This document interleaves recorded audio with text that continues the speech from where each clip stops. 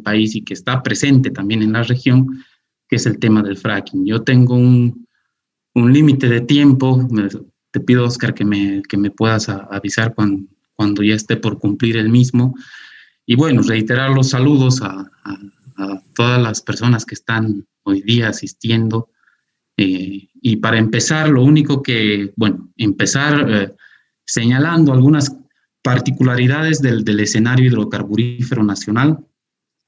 Después voy a tratar un poco de mostrar las políticas en torno al sector hidrocarburos, de cómo se están diseñando, cómo se han ido estructurando y en base a qué, para después concluir con lo que nos trae hoy día, ¿no? Con lo que nos trae hoy día, que es el tema del fracking, los no convencionales. Bueno, una de las primeras cosas que hay que señalar es que Bolivia es un país que exporta principalmente materia prima, ¿no? Y el grueso actual de la materia prima que exportamos está en términos de valor vinculado a los hidrocarburos, concretamente el gas. Entonces somos un país que está exportando fundamentalmente gas a los mercados de Brasil y Argentina, ¿no? Son los dos países con los cuales tenemos un vínculo contractual y una relación en torno a la venta de hidrocarburos. Y como ustedes pueden ver en este cuadro, los hidrocarburos están acabando, ¿no? A pesar de que la muy cuestionada valoración de las reservas del 2017 nos está mostrando una tendencia que señala la disminución de las reservas de hidrocarburos. Nos estamos comiendo nuestras reservas tanto probadas como posibles y bueno, en los últimos años la tendencia es esa, ¿no? Y al mismo tiempo nos está mostrando que la producción de los hidrocarburos está también en caída, ¿no? Estamos teniendo bajas significativas en algunos periodos de lo que es la producción de gas, ¿no? Y que, bueno, está vinculada a esta crisis tanto de lo que son las reservas, como también de otros elementos que vamos a ir mencionando en adelante, ¿no? Estos son datos, la mayoría o casi todos los datos que vamos a presentar hoy son datos oficiales, son datos de autoridades del sector, de instituciones del sector, que manejan hasta cierto punto de temporalidad, o por lo menos algunos datos están actualizados hasta noviembre del 2020. Entonces, nos está mostrando una caída en términos de reservas, como también de producción, y al mismo tiempo vinculadas a lo que son la caída de los precios de la venta de gas a los dos mercados que tenemos, que son Brasil y Argentina, ¿no? Obviamente aquí hay un factor pandemia que hay que considerar. Hay que considerar también el tema, y obviamente y es un tema principal, el tema del precio del barril de petróleo, al cual están vinculados los precios de venta de nuestro gas a los dos mercados que tenemos. Y como ustedes pueden ver, estos son los últimos datos que se han publicado en el ministerio y nos están dando a conocer que de un periodo de bonanza que podríamos llamar así del año 2013 al presente, los últimos datos, hemos tenido una caída del 60%, alrededor del 60% del precio de valor de venta de gas a Brasil y Argentina, ¿no? Y a esto se suman problemas o situaciones en torno a los contratos que tiene Bolivia con Brasil y Argentina. En estos últimos años se han ido modificando estos contratos en base a adendas. Recordemos la adenda con el contrato de Brasil, que no duró ni un mes, y Brasil decidió unilateralmente modificar los ritmos de envío y los volúmenes en realidad de envío de gas a Bolivia, y que bueno, es un contrato que ya ha concluido y que las adendas que ahora se están firmando están en realidad, si vale el término, estirando en tiempos muy cortos o muy breves la relación que se tiene con el mercado de gas de Brasil. Y algo similar sucede con Argentina, porque ya se han firmado nuevas adendas también recientemente en este año, que también modifican en cierta forma los tiempos y las temporalidades y también los precios, ¿no? de venta de hidrocarburos al vecino país. Entonces estamos en un escenario de caída de precios nuevamente de venta de gas. Al mismo tiempo, esto repercute obviamente en una caída en las recaudaciones producto de la venta de hidrocarburos, ¿no? Estos datos del 2020 nos están mostrando que tanto los impuestos que recibe el país, como el impuesto directo a los hidrocarburos, el tema de las regalías, los impuestos, etcétera, y todo lo que va al Tesoro Nacional de la Nación ha tenido una disminución considerable, ¿no? Casi el 50% en relación al año 2019, y se perfila que este año tenga más o menos un comportamiento similar. Entonces estamos en un escenario de crisis de reservas, de precios y de ingresos del tema de hidrocarburos, ¿no? También hay que hacer notar, y creo que esto es importante tomarlo en cuenta para la discusión posterior, es que somos un país que todavía depende mucho en realidad de lo que son los hidrocarburos, ¿no? Nuestra base energética, tanto nuestra matriz energética como la oferta, el destino de nuestra energía está fuertemente vinculada a lo que son hidrocarburos. Y las energías alternativas, tanto solar o eólica, no representan un peso importante en este esquema de país dependiente de los hidrocarburos, tanto en tema comercial como también de consumo interno. Hay que hacer notar que somos un país que vende el 90% o exporta el 90% de su producción de gas, ¿no? Y el 10% restante se queda en Bolivia, del cual cerca del 50% se destina, del total de la energía, se destina a lo que es el transporte en grueso, ¿no? Entonces, eso también es urgente considerarlo, porque vienen escenarios complejos, y uno de estos escenarios complejos es justamente que las políticas que se están aplicando en torno al tema de los hidrocarburos están reconfigurando lo que son las reglas del juego en primera instancia, como también la estructura política del país, ¿no? Hemos tenido desde el año 2007, una reconfiguración de nuestro mapa o de nuestra frontera hidrocarburífera. Ha habido una creación escalonada de áreas hidrocarburíferas en todo el país, ¿no?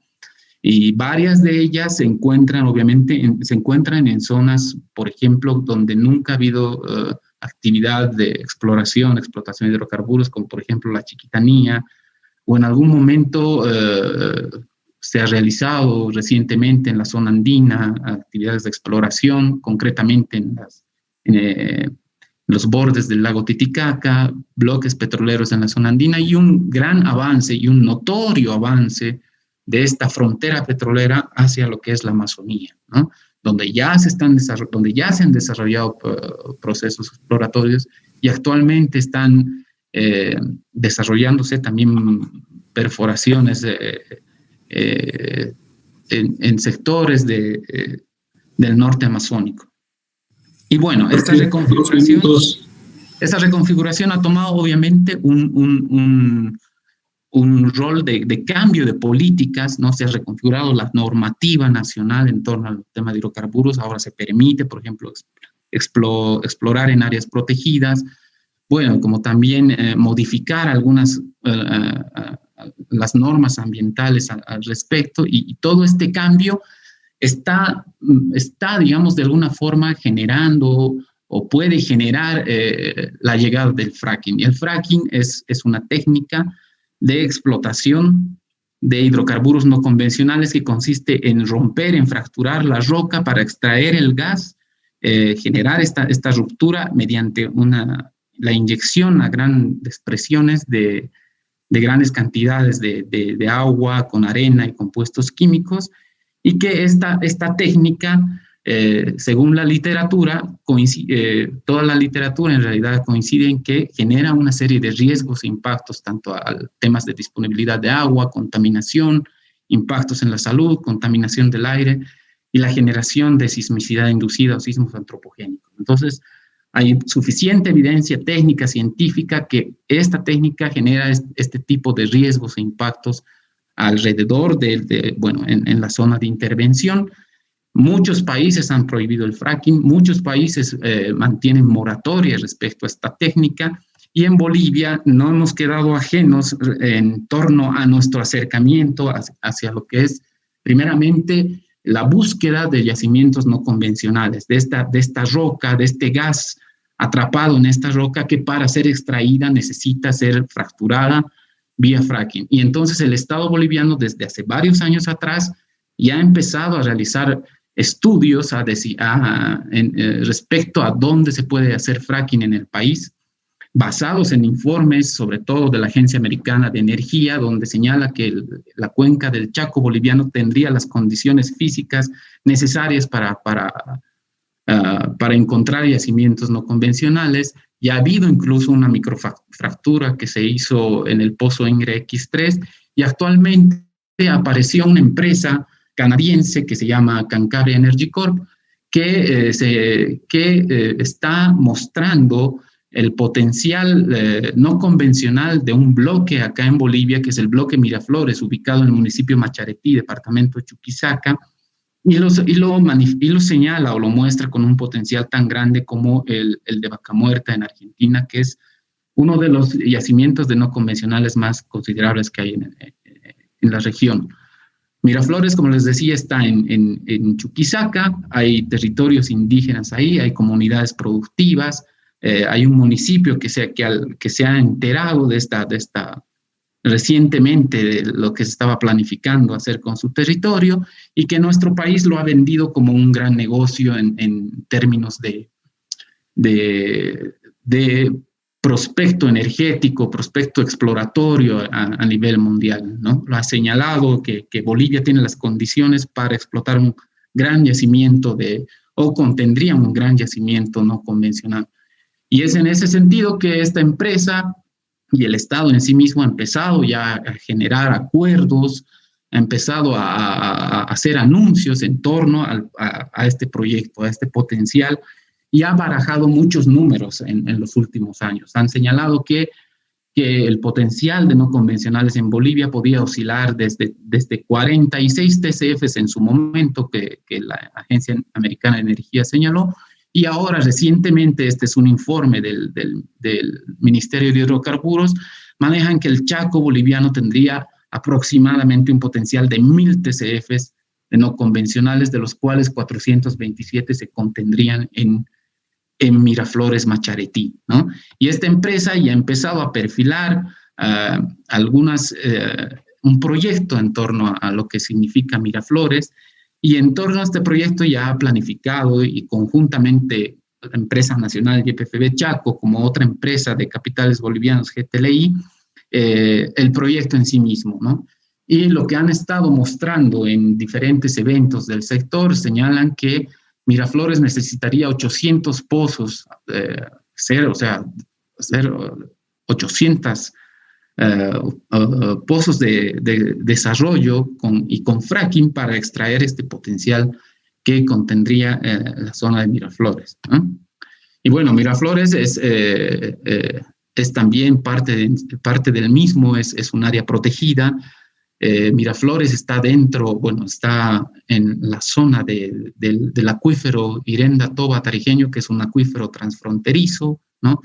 Hay el pueblo guaraní, ¿no?, que se ha manifestado públicamente en contra de este proyecto, de la técnica, y que ha empezado a organizarse al respecto conjuntamente con otros actores como el sector productivo campesino allá en Chuquisaca, y que bueno, nos queremos también mostrar que esta lógica, esta técnica, esta perspectiva vinculada al fracking en el país no ha variado de un gobierno al otro, ¿no? Si bien ha sido iniciado en las gestiones de Morales, el gobierno transitorio también ha pensado, ha decidido vincular o continuar en realidad el proyecto de fracking Miraflores, ¿no? Y la búsqueda de no convencionales, es decir, que se ha establecido una política de Estado en torno a esta técnica, y que bueno, hay varias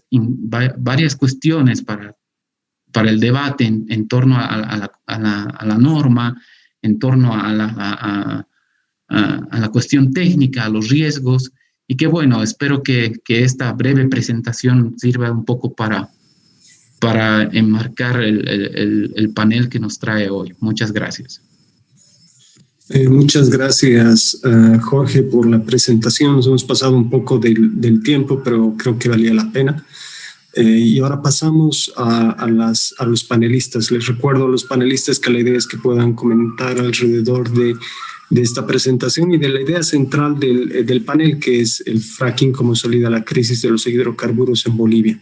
Entonces empezamos con Julio Fierro. Bienvenido, Julio. Por favor, tienes 6 minutos. El micrófono, por favor, Julio. Qué pena. Gracias, Oscar, Jorge, por la introducción. Pues bueno, esto es una arremetida en toda Latinoamérica. Efectivamente, pues, en su momento en la presentación comenté que había acompañado a Jorge Campanini a la zona de Macharetí y había sido además testigo presencial de una muestra de la poca consideración que le tienen funcionarios de gobierno, no importa de cuál gobierno, creo que son los mismos siempre, a los pobladores de los territorios. El ingeniero de la IPFB que estuvo haciendo la presentación pues, con un tono bastante paternalista y diciendo un montón de imprecisiones. Que no era fracking, que no eran no convencionales, lo que se estaba pretendiendo explorar y explotar en la zona, etc. Bueno, yo no voy a hablar de los temas sociopolíticos porque no es de mi resorte, pero pues de lo que acaba de hablar Jorge.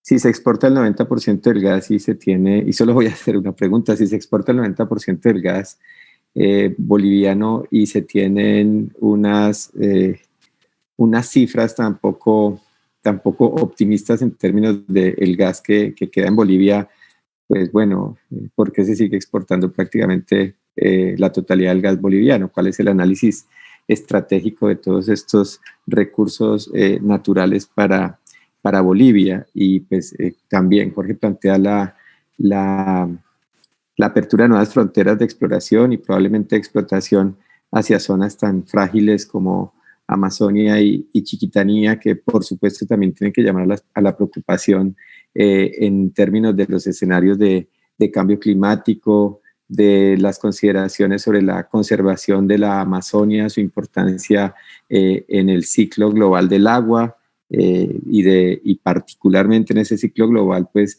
la dependencia del agua de las comunidades que habitan la vertiente oriental de nuestras cordilleras andinas. Yo creo que hay una necesidad de conocimiento previo a la toma de decisiones.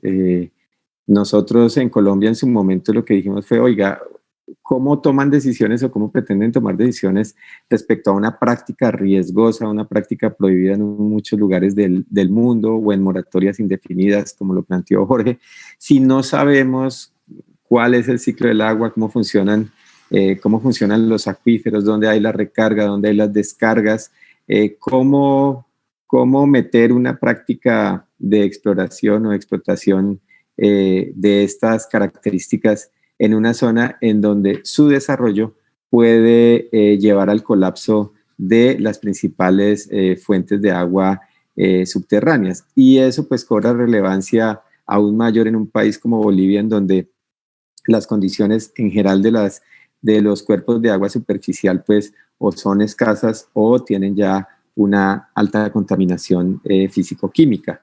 Entonces, yo creo que hay la necesidad de conocimiento, y lo digo, digamos, ya con el sesgo de geólogo, y es que, y reitero lo que dijimos en su momento aquí en Colombia, y es, si no conocemos cómo es el ciclo del agua en la parte subterránea, si no conocemos cómo es la sismicidad natural, si no tenemos bien planteado cómo es la tectónica, cuáles son las fallas geológicas sismogeneradoras, cuál es la base natural de la sismicidad, yo cómo inserto en un territorio una actividad que tiene riesgos justamente provenientes del subsuelo, porque la sismicidad antrópica es una sismicidad que también se relaciona con el subsuelo, que tiene, al parecer tiene unas determinantes que tienen que ver con cuál es la profundidad de la roca de basamento, que tiene que ver con cómo son las fallas geológicas, cómo son los esfuerzos tectónicos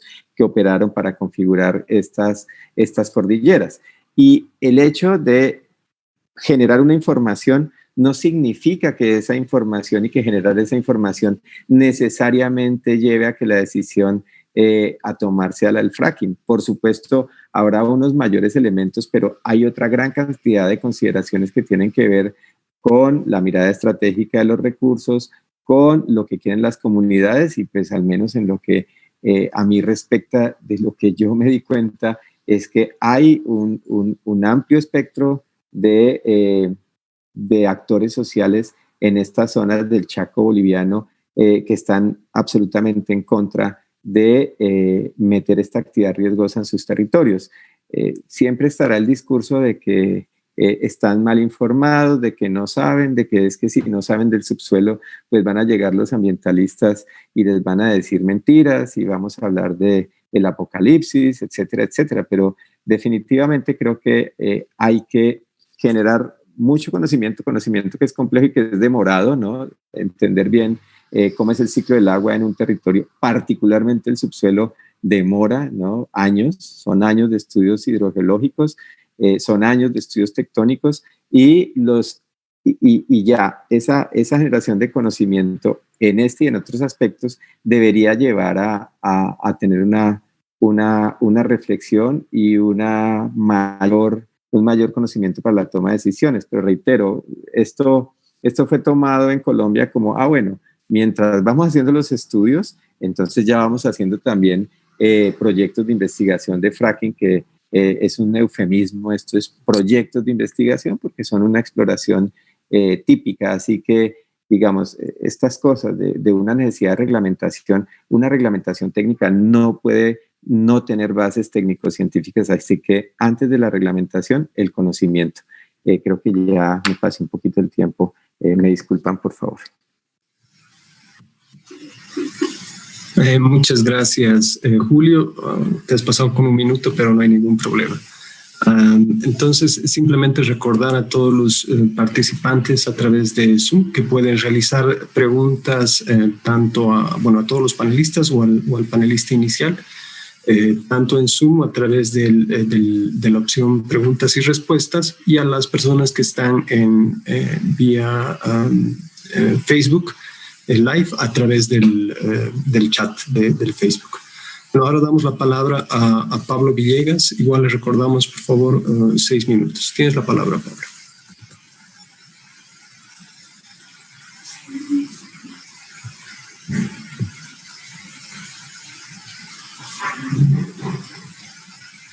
Pablo. Tu micrófono, Pablo. Estaba ensayando. Sobre la justificación del fracking en Bolivia, el tiempo en que se hicieron los acuerdos con YPF de Argentina, el problema de las reservas de Bolivia no era tan evidente. Entonces, no sabemos qué es lo que llevó a ese acuerdo, porque porque está claro que la explotación convencional es mucho más barata, y en ese tiempo era muchísimo más barata. Eso por una parte, y por otra, no se considera que el fracking desde el punto de vista económico es una actividad muy diferente a la de la explotación convencional. Y Bolivia no tiene esas condiciones, las que tiene Estados Unidos, para sostener ese tipo de explotación. Entonces más parece el fracking, el entusiasmo por el fracking, que era de venderle tecnología cara a un Estado que en otros casos ha comprado tecnología cara, ¿no? Y no le ha servido. O sea, eso por una parte, y por otra, la persistencia en el proyecto y los datos que nos da George, es que yo siempre cito este dicho de Rockefeller, que le atribuyen cuando dice, hay 2 tipos de empresas rentables petroleras, una es la buena y la otra es la mala. Y en este caso, y Bolivia especialmente, desde que se han caído, desde que ya es evidente la caída de las reservas, está sufriendo la cruz de las malas empresas, o sea, empresas que vienen, hacen agujeros y su negocio es hacer agujeros, porque reservas no encuentran y lo que van a hacer es cobrar por los huecos al gobierno. Entonces, es de preverse que nos vamos a llenar de este tipo de empresas que van a lucrar con estas promesas de una vaca muerta, de que una zona es una vaca muerta argentina, ¿no? Eso por una parte. Por otra, Fierro ha tocado un problema muy importante, que es esto de cuál es la estrategia nacional respecto a los hidrocarburos. Y ese es un problema en realidad de todo país que depende de la exportación y la explotación de recursos naturales. No puede elaborar una estrategia, y justamente la escuela de Moscón y de México y la boliviana iban a solucionar este problema. Para darles un ejemplo solamente, por ejemplo, se ponía una tasa de extracción de hidrocarburos junto a todo proceso llamado nacionalista. Y en el caso de Bolivia, ¿cuál es esa tasa? ¿Existe? No existe. Y la otra cuestión es, por ejemplo, cuando se fijan los precios, cuando se fijan las reservas, ¿a qué precio fijan? Nadie sabe, ¿ya? Entonces eso muestra una deficiencia básica, elemental en el manejo estratégico de un sector, que es el de hidrocarburos. Por otra parte, Bolivia no es la primera vez en su historia que exporta sus reservas y se queda sin abastecimiento para el mercado nacional. De hecho, el mercado nacional es desabastecido porque lo que consideramos en el rubro de hidrocarburos, la demanda interna, es una demanda forzada. La demanda interna en Bolivia es la demanda efectiva, la real, porque no hay más. Entonces hay industria que no puede desarrollarse porque no hay más gas y porque, como digo, constató Julio Fierro, se exporta. Y para que vean esta falta de estrategia, es que exportando el 90% del gas, los proyectos llamados de industrialización, que son refinación, etcétera, así los llaman acá, y una petroquímica básica, se concluye uno muy tarde y muy caro porque ya no hay gas para abastecer ni el consumo interno ni los proyectos de refinación o de industrialización de gas. Entonces, esa es la realidad. Entonces, ¿qué es lo que ha llevado esta llamada estrategia? ¿Qué es lo que ha conducido? ¿Cuál ha sido el hilo conductor? Ha sido simplemente lo que siempre ha pasado con los países exportadores, es que mientras la materia prima que se exporta genera grandes ingresos, en Chile el cobre es más del 50% de exportaciones, en Ecuador el petróleo es más del 50% de exportaciones, en Bolivia el gas era más del 50% de exportaciones hasta el 2014. Mientras esa jauja dura, no hay economía, no hay necesidades, no hay nada. O sea, los gobiernos viven felices y chochos de la vida, y eso es lo que pasó con Bolivia. Mientras tuvimos esa jauja, no se pensó, todo lo demás era discurso, no había nada en realidad. Aparte de eso, esa era la economía de Bolivia. Y cuando se cae, llegamos a una situación en que el Estado se sostiene solamente en 10%, y ahora ya debe ser menos, en 10% de sus ingresos con fuente en los hidrocarburos, en el gas. El resto lo paga la población con impuestos internos. Entonces, esa es la idea de estrategia. Y la otra cuestión importante que preguntó Fierro es, lo que tocó es la cuestión del conocimiento. Para que vean ustedes, en los últimos 14, 15 años tuvimos un presidente que dijo que iba a hacer centros de energía nuclear con mercurio. Y a pesar que le criticaban y le corregían, le tardó en comprender que no es con mercurio. ¿Ya? Entonces la cuestión, aparte de lo anecdótico, es, esta era lo que querían, lo que este modelo quería, ¿ya? Tener un país a la altura de ese presidente en cuanto a ciencia y tecnología, porque no necesita ciencia y tecnología para sostener este modelo donde haces huecos, lo vendes y te tiras la plata. Entonces, el resultado de este modelo es un nivel científico y tecnológico del país francamente deplorable. Quieren pruebas objetivas, vean ustedes en las calificaciones latinoamericanas de ranking de universidades bolivianas, ¿dónde están? Y vean ustedes en la empresa del litio y en las empresas estatales como YPFB, con esto acabó, que han durado, YPFB como que ya tiene 15 años, Comibol que tiene otros 15 años de refundado y la del litio una década, nunca han patentado absolutamente nada. Entonces, eso es el desarrollo que nos han traído. Gracias.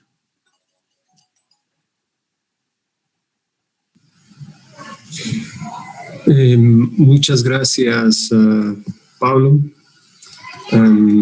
Pasamos ahora al siguiente panelista y otra vez recordamos a todos los participantes que pueden desarrollar sus preguntas, ya sea en Zoom, a través de la opción preguntas y respuestas o en el chat, y a quienes estén siguiéndonos vía Facebook, de igual manera en el chat. Entonces ahora pasamos a Fernando Carrera. Por favor, de igual manera tienes 6 minutos. Te agradeceríamos que puedas seguir con el tiempo para no ir retrasándonos. Voy a intentar sostener el tiempo que me dan. En principio, reconocer nuevamente, como hice durante la exposición, la propuesta, el encuentro. Me parece que es un esfuerzo muy importante que a veces nos ha tocado y realmente es duro sostener semejante tipo de curso, así que saludar al CEDI por la iniciativa, por la apuesta, y a quienes lo cursaron por el entusiasmo. Seguramente habrán salido muchas cosas buenas. Lo escuchaba a Jorge hablar y pensaba en Argentina del 2010, 2011, una situación donde uno ve que hay algo que nos cierra. Rápidamente vamos a una especie de situación crítica donde las reservas, la extracción cae, el consumo sube, el precio baja, digamos, es una crisis inminente, y en Argentina se salió, como ustedes están anticipando ahora, mediante la expropiación de YPF y el avance sobre el fracking con un discurso épico, nacionalista, de volver a los orígenes, de volver a Mosconi, por ahí hablaba Pablo recién, que fue todo lo contrario, ¿no? Pero hubo un discurso en ese sentido. Tenemos el triste privilegio de haber sido donde esto avanza fuertemente.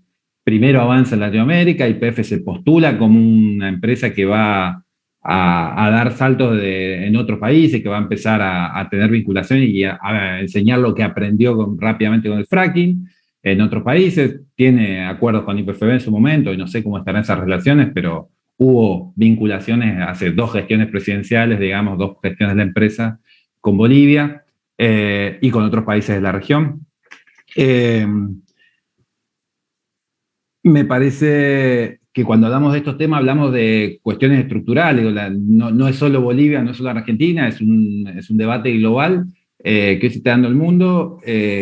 Una sociedad que hemos construido, la ha construido el capitalismo sostenida sobre una tecnificación basada en combustibles fósiles, y hoy está todo puesto en duda, digamos.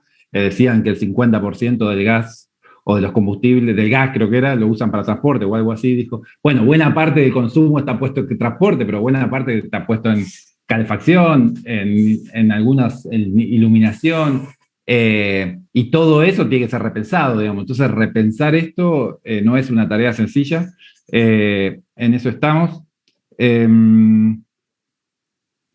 Pensaba también que repiten un poco, se está repitiendo lo que vivimos acá por 2012, 2013, cuando se avanzó fuertemente, estos discursos de inocuidad, beneficios, bonomía, éxito, contra nuestras posiciones más críticas, dubitativas en el sentido de dudando de lo que nos postulan como opciones, intentando entender, traduciendo materiales, porque en otros lugares pasaron cosas distintas. Seguramente no es lo mismo la geología de un lugar que otro, pero bueno, si allá falló, ¿por qué acá va a andar bien? Y siempre con un ataque de mentirosos, no formados, ¿y ustedes dónde estudiaron? ¿A qué se dedican? Ecoterroristas, también todo ese tipo de agravio y desprestigio a los movimientos, a las organizaciones que venimos intentando postular críticas. Me parece que un poco daban cuenta de eso. algunas cuestiones que me gustaría, si pueden rápidamente reponer, es si hay infraestructura en la región, digo, básicamente ductos y caminos, y por otro lado el acceso a agua y agua y arenas como los dos grandes insumos, si eso está más o menos resuelto, o si tienen acuíferos o ríos grandes cerca, o porque eso encarece tanto que muchas veces vuelve imposible en algunas regiones la explotación. Me parece que son ejes a trabajar, seguramente los tienen trabajados, pero bueno, uno conoce otros lados. Me parece importante esto que decía Julio de la sismicidad también. Acá, hasta el 2014, si no me equivoco, en Vaca Muerta hubo un grupito de geólogos de una universidad con su equipo de investigación pusieron algunos sismos, en un momento se quedaron sin financiamiento y lo sacaron, y no hay seguimiento de lo que está pasando con los sismos hasta que en 2018, 3 años después, hubo una seguidilla de sismos brutales, los vecinos empezaron a salir a la calle, las casas se les rompían, y recién ahí, en 2019, después de un año y medio de protesta, el gobierno con las petroleras garantiza que va a poner 20 sismos para poder seguir la situación, cuando esto se venía denunciando o advirtiendo del 2012, 2011, justamente el equipo de la universidad había puesto esos sismógrafos, porque sabía que podía haber algo. Bueno, en ese tiempo no hubo, poco tiempo después, y hoy, 1 año y medio, 2 años después de esos anuncios de los 20 sismógrafos, hay solo instalados 2, todavía con un registro bastante deficitario de qué está pasando. Es decir, nos decían que no iba a pasar nada, sismos ceros, había publicidades grandes, los diarios de acá, sismos cero, decía, como desdiciendo nuestras denuncias en 2012, 13, bueno, 17, 8, 10 años después aparecen y no tenemos cómo encarar o cómo por lo menos medir, ver dónde se hacen y intentar estudiar un poco qué ha pasado. Digo, ni siquiera previamente, ya cuando están avanzando, no es estudiemos previamente para ver cómo avanzamos, cuando avanzamos tampoco sabemos qué está pasando en el subsuelo.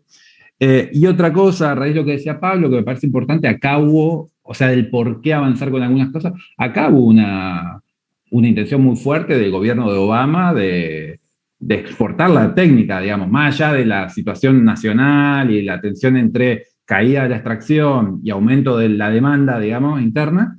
Hubo una política explícita de la gestión de Obama para promover la técnica, digamos, y bueno, hubo otros factores, ¿no? Pero también una geopolítica estadounidense intentando imponer o desarrollar o promover esa técnica, que es la salida que el Estado Nacional encontró a esta situación crítica, que propuso, y que todavía seguimos en la misma situación, digamos. No es que hoy se sigue importando gas cuando se decía que iba a ser la solución. Seguimos negociando con Bolivia, porque si Bolivia deja de dar gas a Argentina, Argentina no tiene cómo cubrir ese suministro. Entonces, la salida que proponen y que venden como exitosa todavía no es una salida de la demanda local, ni siquiera llegamos a cubrir la demanda local de energía. Por muchos motivos, entre otras por el precio, digamos, por los costos y por las dificultades de avanzar, por la falta de infraestructura, bueno, pero realmente no se ha avanzado, pese a que saludan como exitoso el avance sobre Vaca Muerta. No ha podido cumplir las necesidades que supuestamente vino a cumplir. Con eso cierro, disculpen la extensión y el acelere, pero quería decir varias cosas. Muchísimas gracias, Fernando. No te preocupes, que sin lugar a dudas la experiencia de la Argentina es una de las más cercanas y más ricas para aprender. Continuando con el panel, pasamos a Roberto Chandi para cerrar esta primera ronda, y reiteramos nuevamente a los participantes que puedan hacer sus preguntas a través del chat en Zoom o vía Facebook. Roberto, tienes la palabra. 6 minutos igual, intentemos seguir el tiempo. Muy bien. Durante mi presentación yo traté de poner énfasis en la necesidad que existe, una necesidad real de informar a la gente, y creo que esta discusión que organizó el CEDIP cumple perfectamente los objetivos de informar, de permitir a los que conocen un poco sobre el tema explayarse y permitir a la población informarse sobre detalles que de otra manera no tendrían acceso.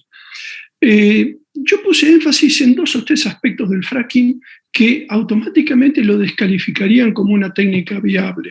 Uno de ellos es, es una técnica, un método extractivo que no se paga a sí mismo. Las pérdidas que dan suman los miles de millones de dólares en este momento. Las compañías en Estados Unidos que están muy bien organizados, muy bien controlados como entes privados. Son pérdidas que han llevado muchas de ellas a la quiebra.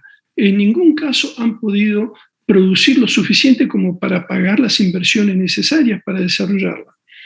Otro tema preocupante es el de la desviación de los pozos. Es algo que las compañías no nos dicen, pero los pozos que ellos hacen, los miles y miles y miles de pozos requeridos para esta explotación, como los 800 que mencionaba Jorge sobre Miraflores, son pozos que tienen defectos estructurales de nacimiento, nacen mal, todos los pozos. No hay pozo que sea perfecto, todos los pozos tienen problemas de integridad estructural. Estadísticamente un 6% de ellos tienen problemas cuando son nuevos y con el tiempo el 100% de los pozos tienen problemas que redundan en pérdidas que contaminan los acuíferos subterráneos o pérdidas en superficie. Peor aún, cuando las compañías se declaran en bancarrota, no hacen los procedimientos de abandono correspondientes de estos pozos y nos dejan un legado ambiental a perpetuidad de contaminación que no tiene reparación, que es imposible de solucionar. Y el otro tema es la industria avanza diciendo de que tienen todo perfectamente controlado, que saben qué es lo que están haciendo y que no nos tenemos que preocupar. Sin embargo, el desastre que tienen en este momento, el desbarajuste que tienen con el procesamiento de aguas de formación, aguas que llegan a la superficie, aguas de desecho o flowback, que lo llaman ellos, les impide la composición química variable y la salinidad creciente que tienen estas aguas residuales, les impide establecer protocolos que les permitan de alguna manera potabilizarla. Típicamente, potabilizar el agua en este momento llevaría, aún si supieran lo que exactamente el contenido, costaría alrededor de unos $12 por barril, que serían unos $72 por metro cúbico de agua. Es decir, harían el uso del agua esa imposible económicamente. Por lo tanto, lo único que les queda a ellos es inyectarla bajo tierra o tirarla cuando uno no está mirando, tirarla en algún río, en algún arroyo que encuentren. Es decir, las buenas prácticas de las empresas se confrontan con una realidad que ellos mismos la reconocen. Estuve en una reunión hace poco tiempo en Midland, acá en Texas, donde la gente de la industria, Chesapeake, Apache, corporaciones grandes, reconocen que ellos no saben la composición del agua de formación. Por lo tanto, se les hace imposible tratarla de alguna manera. Es decir, hay problemas estructurales graves que nos permiten cuestionar el avance de la industria. Pero otro de los temas que yo tuve en mi presentación fue el de la transición energética y evaluar, bueno, si el fracking no nos sirve, ¿qué alternativas tenemos? Y las alternativas, todo el mundo las conoce, las alternativas actuales, la energía eólica, la energía solar, pero no se analiza en profundidad las limitaciones que tienen este tipo de energías. Las limitaciones tanto para mantener el transporte pesado, las limitaciones para la producción de alimentos o para la producción de ciertos elementos como cemento, acero, aluminio, fertilizantes, que son elementos de consumo masivo de energía que van a ser muy difícil de sostener usando la energía producida por paneles solares o molinos de viento. Asumiendo que existieran la cantidad de minerales en el planeta como para mantener o para construir la demanda futura de todos estos paneles y molinos, todavía aún así no satisfarían la necesidad de otros elementos como ser el transporte o la fabricación de fertilizantes. Es decir, antes que pensar en una transición energética, tenemos que entender cuáles son las limitaciones que impondría una transición energética. ¿Hacia qué lado estamos apuntando? Y son temas que si no estamos dispuestos a charlarlos, menos aún podemos plantearlo como necesidad ante el gobierno de turno. Y uno de los temas, que para mí es el tema fundamental, es el tema del crecimiento exponencial. El crecimiento exponencial es el que lleva al mundo a crecer desde 1.000 millones de personas en el 1804 a 7.800 millones de personas en este año. Es decir, es un crecimiento que está fuera de control y que necesita de alguna manera ser discutido y ser evaluado y necesita ser controlado. En este momento, tal como al ritmo de crecimiento actual, para el 2050 vamos a ser 8.000 millones de personas, 9.800 millones de personas, para fin de siglo vamos a ser casi 11.000 millones de personas. La demanda de energía para el 2050 va a ser estimado por lo menos un 50% superior a la actual. Es decir, hay que atacar el problema de fondo. De alguna manera hay que poner esto en la mesa de discusión. No podemos seguir, el planeta no puede seguir con un crecimiento ilimitado. Esto está, digamos, muy discutido por una variedad de expertos de distinta naturaleza, pero son temas que si no los llevamos nosotros a la población, si no los presentamos como un tema real de fondo, vamos a seguir pedaleando en contra de algo que nos supera. Tal como están diseñadas, tal como las perspectivas que están corrientemente siendo evaluadas, las energías alternativas están lejos de satisfacer la demanda actual y mucho menos la demanda futura.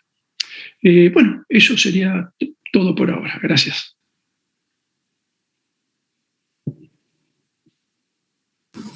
Muchas gracias, Roberto. Un gusto saludarte.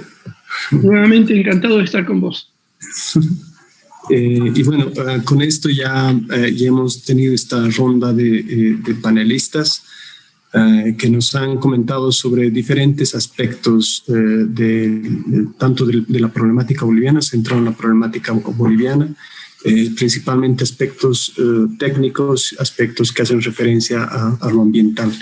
Tenemos varias preguntas en mesa. Son alrededor de 10 preguntas. Desafortunadamente no sé si nos dé el tiempo para poder responder todas ellas, pero bueno, yo les voy a pedir a los panelistas que puedan hacer el intento de rescatar las preguntas sobre las cuales puedan aportar de mejor manera. No hay ninguna pregunta dirigida solamente a un panelista, aunque hay algún par de preguntas que seguramente Jorge podrá responderlas con mayor precisión. Así que voy a dar una lectura rápida a todas estas preguntas y les pido a los panelistas que puedan tomar nota de aquellas sobre las cuales puedan aportar. Las preguntas son las siguientes, ¿no? Primero, sobre el centro y el propósito del panel. ¿Por qué se plantea el fracking como una salida a la crisis en Bolivia? ¿Esa es la única salida? ¿Qué opción se podría dar para contrarrestar este planteamiento? Andrea Invernici es quien realiza esta pregunta. O una segunda pregunta. Durante el curso, los diversos especialistas plantearon sus peros al tratamiento al fracking. Al intentar solucionar la crisis de los hidrocarburos mediante extracción por fracking, no estaríamos generando una mayor crisis en el lugar, en el medio ambiente, en la escasez de agua, etc. Edwin Jaldín es quien realiza la pregunta. Después hay un par de preguntas muy puntuales y directas sobre el caso de Bolivia. ¿Cuál es el costo promedio por barril de petróleo con el método de fracking? Héctor Luis Tapia García. ¿Qué comunidades se encuentran dentro del bloque Miraflores? Takeshi Galarza. Una siguiente pregunta dos siguientes preguntas plantean el tema legal. ¿Habría alguna forma de utilizar un recurso legal existente para parar la actividad del fracking, ya que es sumamente dañina para los pueblos y el ambiente? ¿Tienen algún plan de gestionar un recurso legal para establecer la moratoria al fracking? La pregunta es de Patricia Oviedo. Otra pregunta similar en el mismo campo: bajo las miradas cortoplacistas y economicistas que nos llevan los gobiernos, reduciendo solo intereses económicos y políticos, ¿existe una institución a nivel mundial donde la sociedad civil organizada, así como pueblos indígenas, pueda denunciar a las empresas transnacionales en complicidad a los estados que continúen contaminando y vulnerando la biodiversidad? Otra pregunta muy puntual respecto a Bolivia. Con los antecedentes expuestos, quisiera que me aclaren si en los campos petroleros de Margarita, San Alberto y otros que se encuentran en producción cada vez menor, corren el riesgo de utilizar fracking para explotar al máximo las reservas. David Hernán López es quien realiza esa pregunta. Una siguiente pregunta es la siguiente para todos los panelistas. ¿Consideran que es un momento ideal para que Bolivia, así como Latinoamérica, realice un verdadero cambio estructural en el modelo económico, hacia un verdadero cambio en las energías limpias? ¿Y cuáles serían los principales factores que impiden este cambio? De Yesenia González. Otras tres últimas preguntas. Rudy Caero, entre atraer capitales extranjeros e invertir con capital nacional boliviano, ¿cuál sería la mejor opción para el fracking a gran escala y por qué? La penúltima pregunta. Según estudios de estratigrafía litológica de Bolivia, se asemeja a la estratigrafía litológica de Argentina. Mi pregunta es, ¿a cuántos metros hacia la superficie llega a fracturarse la roca por la técnica del fracking? Y finalmente, la última pregunta que hemos podido recuperar, en Vaca Muerta, ¿cómo se está mitigando el impacto ambiental del fracking? ¿Se podría hacer lo mismo en Bolivia? En los últimos minutos han llegado algunas otras preguntas, pero no las hemos podido compilar. Entonces, les reitero a los panelistas si pueden tomar nota de las preguntas sobre las cuales puedan realizar un aporte y dar alguna respuesta. Entonces empezamos nuevamente con Julio Fierro para que pueda dar alguna respuesta a algunas de las preguntas planteadas. Julio, tienes la palabra. Igual un poco tiempo, el tiempo está un poco más corto de lo que teníamos previsto. Entonces te pediría que si en 3-4 minutos puedes sintetizar una respuesta. Bien, una cosa que dejó Pablo en el ambiente aquí en la charla es algo que se ha comentado mucho y es por qué fracking, una actividad como tan poco rentable económicamente para la sociedad en su conjunto, y lo único que explica por qué se impulsa el fracking en muchos lugares del mundo es que es un negocio de unas pocas empresas de servicios petroleras. Entonces ese es como el primer punto, es la primera sombrilla de contexto, por qué y para quién es el fracking. Y si el fracking es para unas pocas, los dueños de unas pocas empresas petroleras de servicio, pues cuál sería aquí la discusión. Y el otro punto también de contexto, el otro eje de contexto es pensar en que estamos en pandemia, pensar en cambio climático. Para muchos investigadores hay una relación entre estas dos cosas, y cómo insertar en este momento en las reflexiones globales de cambio climático y pandemia el fracking. Entonces no es una cosa sencilla. Creo que es una actividad que no debería llevarse a cabo, pero entonces por otro lado Roberto nos plantea unas reflexiones muy interesantes, y es, bueno, si no es con hidrocarburos fósiles y pensando en transición, debemos abordar desde otro punto de vista mucho más estructural la situación, y pues habla de crecimiento poblacional y de crecimiento económico, que obviamente es una consecuencia de ese crecimiento poblacional. Y yo solamente quiero poner un punto más, y es que mientras tanto yo creo en lo personal que hay también esa escala, la escala humana, por tomar conceptos ya existentes, y es nosotros también tenemos parte de las soluciones. Y yo creo que el tratar de disminuir persona a persona, familia a familia, comunidad a comunidad, los requerimientos energéticos es parte también de la respuesta. Es decir, esto tiene unos diferentes niveles de responsabilidad, y yo creo que también tenemos que trabajar el tema de cómo son nuestros patrones de consumo, porque definitivamente creo que en general somos una sociedad muy echada a perder en términos de que hacemos lo que queremos sin ponernos a pensar en las consecuencias que sobre muchas comunidades vulneradas tienen esos patrones de consumo. Y una cosita, solamente una anécdota muy rápida, y es que creo que fue Fernando el que mencionó el impulso de Obama al fracking. Aquí en Colombia, en ese gobierno de Obama, nos enviaron 2 expertos pro fracking, uno y los dos muy técnicos, unos técnicos muy reconocidos, que son John Deutsch y Mark Sobak. Y Deutsch fue director de la CIA, y se le planteó también en las discusiones internas en Estados Unidos con fracking que ellos dos, que eran sus asesores de cabecera en temas de fracking, pues eran 2 personas con un vínculo muy fuerte con el sector petrolero. Bueno, también muchas gracias a CEDIR y y a los participantes por la paciencia. Muchas gracias, Julio. Pasamos a Fernando, por favor, si puedes de igual manera dar alguna respuesta a algunas de las preguntas. Te agradecemos que puedas ser breve en tiempo. Nosotros estamos intentando discutir un poco la idea de crisis, no por desconocerla, sino por decir a las crisis se llega y se construyen, digamos. Se accede y son resultados de una política. Entonces, en principio, ver eso, porque si no siempre estamos discutiendo sobre la urgencia y sobre el ya, y porque no hay posibilidades y no sé qué. Entonces, pensar que tanto las crisis como las alternativas, las transiciones, se definen políticamente por los gobiernos, por las grupalidades, por los sectores en pugna, digamos, y se pueden o no transitar hacia otra realidad en la medida que, bueno, esa disputa se resuelva en un sentido o en otro, digamos, pero por lo menos acá siempre aparece la idea de crisis, de escasez, de faltante como una cosa natural, ¿no? Se dio la naturaleza ahora y claramente hay reservorios que dejan de tener la productividad que tuvieron, pero también hubo decisiones en pos de eso, una sobreexplotación, una exportación desmedida, un abandono de la exploración, pensando en términos petroleros, un abandono de la inversión en reservorios convencionales. Entonces, en principio, la crisis es resultado también de una política. Claramente hay límites naturales que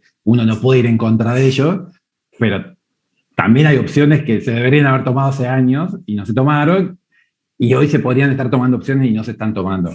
Entonces, en principio, eso, las crisis se fueron construyendo. Lo otro es que los resultados no son de hoy para mañana, digo, no es que Bolivia mañana va a decir, bueno, pero no sé qué políticas se están dando a una transición energética. Me parece que los límites que marcaba Roberto son claros también. Digo, pensar que una sociedad postpetrolera va a vivir con los niveles de energía o de consumo que vivimos en esta sociedad, con una expansión permanente, a mí me parece que es un poco incongruente.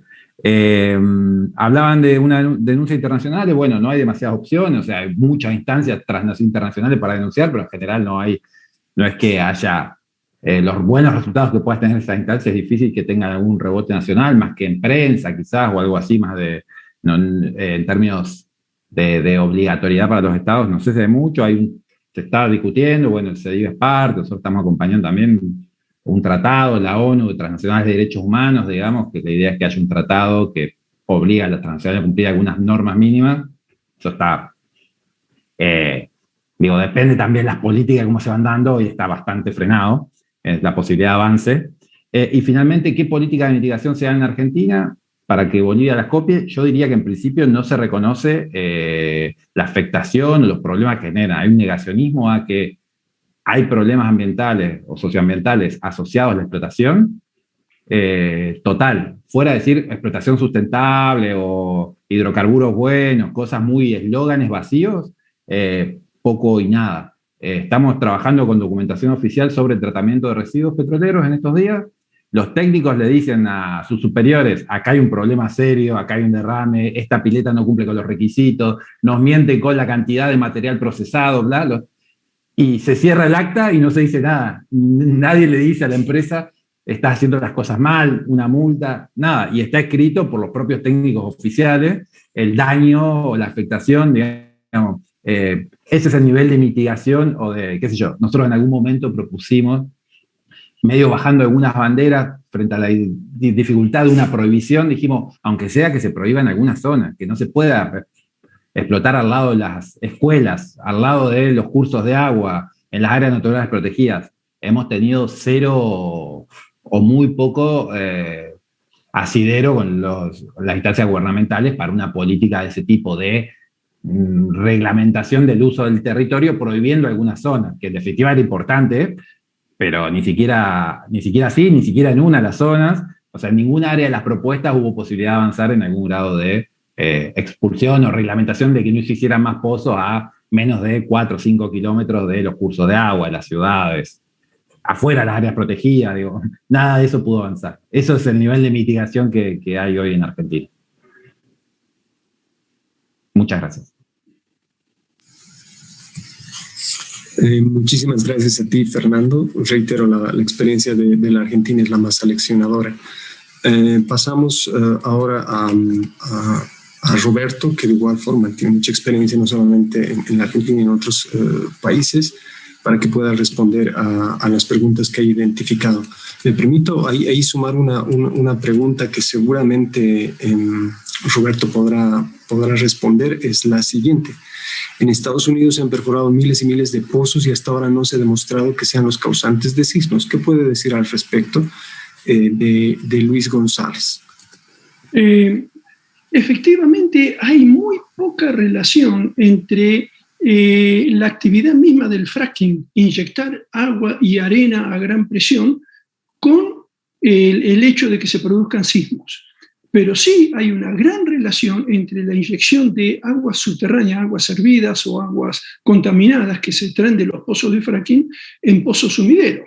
Es decir, la acción de bombear agua a presión en formaciones porosas que encuentran ellos para sacarte esa agua contaminada de encima es lo que hace como que se infla el terreno de abajo y produce los terremotos.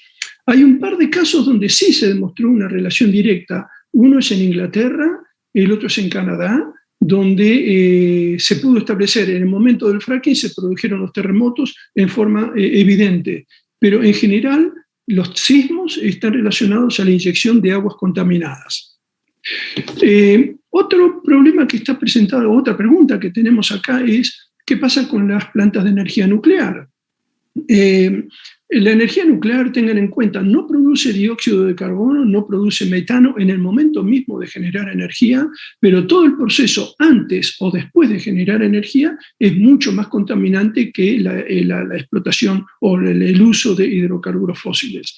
La industria nuclear empezó a operar a principios de la década del 50 y todavía, después de 70 años, no se ha podido encontrar una manera de deshacerse en forma segura para toda la eternidad de los combustibles usados, del material gastado o de todos los elementos que ellos contaminan.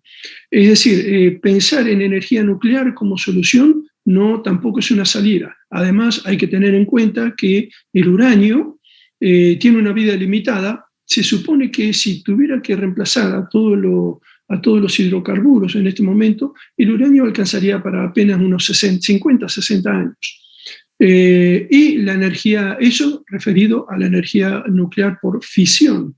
La energía por fusión todavía está en los papeles, todavía no ha demostrado absolutamente nada, y si pudiera llegar a ser una solución, es una solución de acá a 40, 50 años, no es una solución inmediata. Es decir, las alternativas que se manejan tienen un problema u otro. ¿Por qué? Porque están todas desarrolladas en base a soluciones tecnológicas a la mayor demanda. Tengan en cuenta el ejemplo, por ejemplo, de la fabricación de fertilizantes. A principios del 1900, la agricultura tradicional estaba llegando a los límites de su capacidad para alimentar a la población del mundo. En ese momento, justo después de la Primera Guerra Mundial, se desarrolló el método Haber-Bosch, que permite extraer el nitrógeno del aire junto con hidrógeno del gas natural. Eso permitió alimentar, se calcula, a unos 4.000 millones de personas. Cuando ese método ya estaba llegando al fin de su vida útil, digamos, como para satisfacer la demanda, vino la Revolución Verde de la década del 60, que permitió nuevamente, mediante nuevas técnicas, ampliar la cantidad de alimentos y alimentar a otros 2.000 millones de personas. Sin embargo, tanto una como otra trajeron un problema colateral. Por un lado, la humanidad típicamente usa los mejores recursos, la mayor cantidad de energía o las mejoras para multiplicarse, no para vivir mejor. Por lo tanto, esos métodos lo único que hicieron fue multiplicar la cantidad de personas en el planeta. Es decir, pensar en soluciones tecnológicas, como podría ser, por ejemplo, la energía nuclear o quizás energías alternativas, no son la solución para el crecimiento poblacional. Hay que pensar en cómo reducir la cantidad de gente en el mundo cómo reducir la demanda antes que pensar en soluciones tecnológicas. Hay un libro de un señor, Joseph Tainter, de acá de los Estados Unidos, el tipo es un antropólogo, y el título del libro es El colapso de civilizaciones complejas, donde él demuestra que a medida que una civilización avanza, se desarrolla, aumenta su complejidad, y esta complejidad es la que causa su colapso. Esto es un tema que es para analizarlo, para pensarlo y asegurarnos que transmitimos el mensaje que corresponde a la población y nos aseguramos que atacamos el problema correcto en vez de apuntar en las direcciones equivocadas. Gracias.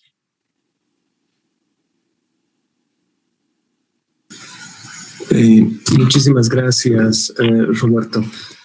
Ahora invitamos a Jorge para que pueda de igual manera responder. Habían algunas preguntas además muy específicas sobre la presentación.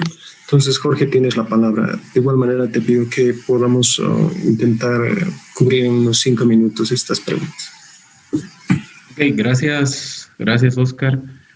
Bueno, hay bastantes inquietudes en torno a cómo se está perfilando el tema del fracking como una salida a una evidente crisis, una crisis múltiple en términos de los hidrocarburos y decisiones políticas que se han ido tomando. Y yo quería hacer énfasis en que de lo que en algún momento, hace algunos años, fueron declaraciones, fueron anuncios que veíamos en la prensa, que veíamos en los medios estatales, es decir, de las instituciones del Estado vinculadas al sector, ahora ya se han vuelto acuerdos, ¿no? Se está materializando en empresas concretas, no solo Cancabria, sino que hay otros actores que están entrando al juego, ¿no? Y que se está materializando en cifras. Y lo más que llama la atención también es que este lobby, este impulso que está tomando el tema del fracking, o que ha tomado en su momento, en el momento en uno de los picos, ha logrado sentar a toda la primera plana del gobierno nacional, empezando el presidente, ¿no?, a firmar acuerdos con una empresa que, como decían los compañeros del panel, ¿no?, que hay una empresa que sin ningún sustento de experiencia técnica y demás, ¿no? En respecto a las preguntas, hay varias de ellas que podemos abordar en torno, por ejemplo, a las comunidades en el Chaco, ¿no? La zona se ingresa por la carretera que va hacia Yacuiba y luego se ingresa a lo que es el llano mismo, el Chaco mismo, si se puede decir así. Son como 15 comunidades que están ubicadas dentro del bloque, pero no son todas las que estarían afectadas por el proyecto. Hay comunidades hay una que se llama Tranquilidad, ¿no? Una comunidad de nombre Tranquilidad, que bueno, ya va a perder la tranquilidad si es que entra el proyecto. Comunidades como el mismo Miraflores y otras más, ¿no? Son 15 comunidades y hay mucha presencia de indígena guaraní. Respecto al tema de los grandes campos convencionales, ¿no? Hasta el momento solo se tiene información que estos campos de producción actual, tanto Margarita, San Alberto y demás, están explotando, ¿no? A pesar de que la información de algunos de ellos nos están mostrando que están en plena declinación. La información está enfocada a que todavía no están orientándose a evaluar el tema de los no convencionales, a pesar de que hace varios años atrás la Gerencia de Exploración de Yacimientos Petrolíferos Bolivianos instruyó a todas las operadoras bolivianas, a todas las operadoras que están en el país, a iniciar procesos de toma de muestras y de valoración y de evaluación, justamente para, de alguna manera, empezar a tener una información en torno a los no convencionales. Es decir, que todas las perforaciones, todos los trabajos que se iban a hacer, consideren también recabar información en torno a no convencionales en el país. Hasta el momento, la información, que es muy poca, que el acceso también es muy limitado, nos está mostrando que el primer paso es Miraflores, y uno de los primeros pasos va a ser obviamente validar de forma técnica, obviamente, el perfil o los perfiles que están manejando todavía en relación al potencial que tiene este yacimiento, ¿no? Y bueno, hay algunas otras preguntas especialmente vinculadas al tema de experiencias, de experiencias en torno a resistencias. Y bueno, estamos haciendo seguimiento de cómo se están llevando algunos procesos, cómo se han llevado algunos procesos en Argentina, cómo está la situación en Colombia, en México y demás, y tratando de ver qué cosas se puede aprender. Y hay también escenarios, y lo ha mostrado, y lo ha dicho Fernando, ¿no? Claramente, escenarios a nivel internacional, los cuales se está intentando de alguna forma, se está presionando para poder obtener algún instrumento normativo o validar algunos instrumentos normativos que ya son existentes para detener el tema de esta práctica, ¿no? Entonces, creo que con eso abordo algunas de las preguntas puntuales respecto al caso boliviano.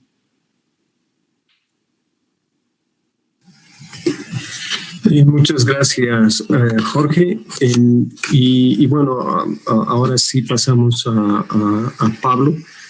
Pablo de alguna forma va a dar un redondeo a todas las participaciones, no solamente responder preguntas, sino le pedimos que pueda dar una pequeña síntesis de lo que se ha abordado y cómo de alguna forma hemos intentado responder o plantear temas respecto a esta pregunta central del panel, que es el fracking como una salida de la crisis de hidrocarburos en Bolivia.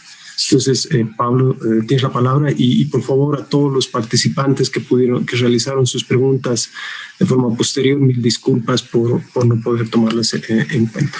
Pablo, tienes la palabra. Gracias. Viendo las preguntas, yo noto un sentido práctico que dice, ¿ahora qué hacemos? ¿Ya? Entonces, y eso va más allá que cualquier dimensión filosófica, ¿no? Entonces, lo que yo quisiera aclarar algunas cosas en cuanto al fracking. ¿Tenemos los yacimientos apropiados para hacer el fracking? No, tenemos muy poco de lo que es conocido. La mayor parte en la frontera con Argentina y la mayor parte está en la Argentina. Y no hay antecedentes de ningún estudio para evaluar el país y encontrar mayores yacimientos. Eso es lo primero. O sea, y nos están queriendo hacer creer que aquí tenemos los super yacimientos, ¿ya? La otra cuestión es que el fracking, cuando nosotros vemos perfora, saca petróleo y lo vende, entendemos cuál es su negocio, sacar petróleo y venderlo. Y cuando vemos el fracking vamos a ver más o menos lo mismo, pero no es lo mismo, porque el negocio no es el petróleo. Como ha dicho Ochandio, en Estados Unidos todas las empresas están en quiebra, pero ¿cómo es que siguen funcionando? Porque siguen funcionando, es porque es un negocio financiero, pero es diferente desde el punto de vista económico. Depende de un país donde la economía está totalmente financiarizada y nosotros no podemos sostener ese tipo de economía. Para decirlo rápidamente, en otro campo de estados de lo que es Estados Unidos, cuando vemos el valor de mercado de las empresas estadounidenses, es muy alto relativa en comparación a sus ventas. ¿Y cómo es eso posible? Es porque se prestan plata a cero intereses y compran sus propias acciones. Entonces, su valor de mercado crece no porque produce, y Estados Unidos, eso tenemos que comprender, no es una economía productiva, ese rol lo está dejando cada vez más a otros países, principalmente a China. Nosotros no tenemos esa capacidad de sostener cuestiones ficticias financieras. Respecto a otra preocupación que tienen los compañeros, es la cuestión de capitales. Sí, los capitales se necesitan, sin capital no se puede hacer nada. Entonces, pero aquí la cuestión no es si que necesitamos o no necesitamos capital, sino cuál es el acuerdo que se hace con el capital transnacional. ¿Qué trato le damos? Por ejemplo, en el caso de la Argentina con la nacionalización, a Repsol le nacionalizaron su chatarra y le indemnizaron por eso. Ese es el trato revolucionario que dan a las transnacionales cuando les nacionalizan. Y después YPFB se volvió a asociar cuando podían crear una empresa nueva, ¿ya? Y YPFB se volvió a asociar con transnacionales. En Bolivia no voy a repetir, la historia es muy vieja de cuáles son los tratos y los acuerdos que tenemos con las transnacionales. Capital se necesita, pero depende de qué acuerdos hacemos y en el mundo hay mucha experiencia cómo hacer buenos acuerdos, ¿ya? para que tengan una idea, hay una cuestión que copiamos de la Argentina, que fue hacer una ley de incentivos petroleros donde les íbamos a pagar en sentido inverso al precio internacional. O sea, si afuera costaba más, aquí les íbamos a pagar, costaba menos, aquí les íbamos a pagar más. ¿Y cómo íbamos a sostener eso económicamente? Eso se vuelve un negocio financiero, no productivo. Y además, si vamos a pagar más que lo que está afuera, mejor importamos y dejamos de fregarnos nosotros, ¿no es cierto? Entonces, en la cuestión de capitales se necesita, pero depende del acuerdo. Y aquí viene una cuestión, otra pregunta, que tiene que ver con esto. ¿Por qué el gobierno no le da importancia a las energías alternativas? La respuesta está en los acuerdos con las transnacionales. Aquí la política energética la dirigen las petroleras, ¿ya? Ellos no nos van a llevar al campo alternativo. ¿Y cuán difícil es el campo alternativo? Bolivia produce 3.500 megas más o menos ahora. Inglaterra solamente en energía eólica produce 4 veces más. Así está la situación en el mundo. Pero claro, como aquí dirigen las empresas petroleras, y entre esos Petrobras muy importante, dirigen la política energética del país, entonces nos llenan de perforaciones y nos quieren llenar de hidroeléctricas, ¿ya? Esa es la cuestión. Ahora, para redondear el curso, yo valoro mucho el contenido técnico de las exposiciones, porque eso es clave para hallar una solución. Y lo dijo claramente Julio Fierro, la importancia de los conocimientos. No podemos solucionar esto sin conocimientos y sin ciencia y tecnología. Entonces es importante contrarrestar la propaganda intensa que nos someten en Latinoamérica y especialmente en el caso de Bolivia, donde nos quieren meter sueños de algo más grande que la vaca muerta, grandes yacimientos, un gran futuro luminoso, etcétera, etcétera, cuando en realidad la situación es otra. ¿Y cuál es la situación? Bueno, eso se aprende estudiando y conociendo y adquiriendo los conocimientos técnicos necesarios más allá de la filosofía, ¿ya? Con eso concluyo. Gracias. Muchas gracias, Pablo, por las respuestas, los mensajes finales y recuperar esta síntesis. Ahora, de igual manera, agradecerte a ti, Pablo, a Fernando, a Julio, a Jorge, a Roberto y especialmente a todos los participantes por estar presentes en este panel. Les recordamos a todos ustedes que los videos del curso y de igual manera el video de este panel están en la web del CEDIP. Esto se subirá pronto apenas concluyamos, pero ya todos los videos y las presentaciones de las diferentes sesiones del curso están disponibles en la web para cualquiera que pueda, que le interese verlos, ¿no? Y de todos modos, reiteramos que las preguntas vamos a ver cómo podemos responderlas, las que quedaron pendientes. Estoy seguro que Julio tenía muchas por responder, muchas ganas de responder algunas de las preguntas. Y les invitamos para concluir al último panel que ya no estará centrado en el fracking, sino centrado en el litio y con un mismo enfoque, pensando en las perspectivas que tiene Bolivia en la explotación y exportación del litio y el planteamiento del litio como una posible salida también a la crisis económica en Bolivia. Entonces, sin más, muchas gracias a todos y hasta pronto. Gracias a ustedes. Un abrazo grande. Gracias.